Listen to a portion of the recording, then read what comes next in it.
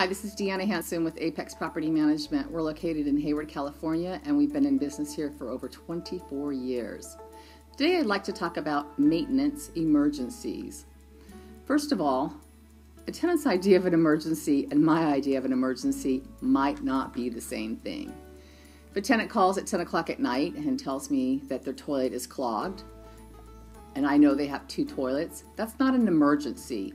We can get somebody out the next business day and keep the costs down for our owners by doing so.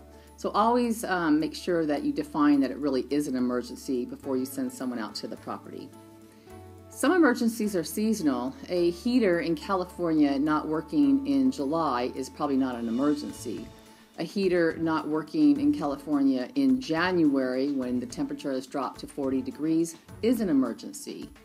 A lot of the areas in the Bay Area don't have air conditioning, but the properties that do have air conditioning, if it's a hot day, it could be considered an emergency. There may be tenants in the property that are elderly or young and that need to have that air conditioner. So keep those things in mind when your tenant calls you and tells you there's an emergency.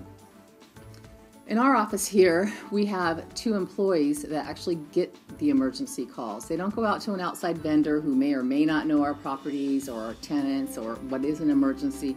They actually come to one of us here in the office so that we can determine what needs to be done at the property.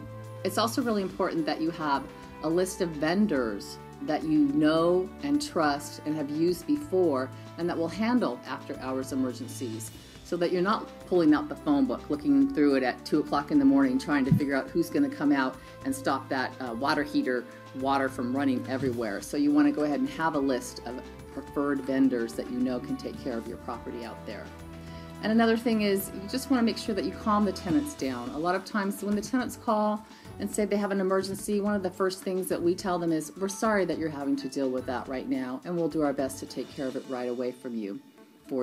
That calms the tenant down a little bit, because if water's running all over their house, or they can't flush the toilets, or sometimes the bathtub, everything starts coming up through the bathtub, you just need to calm them down and let them know that you care and that you'll be out there as soon as you can to get taken care of. Thank you for listening to me, and if you have any questions, please feel free to give us a call. Thank you.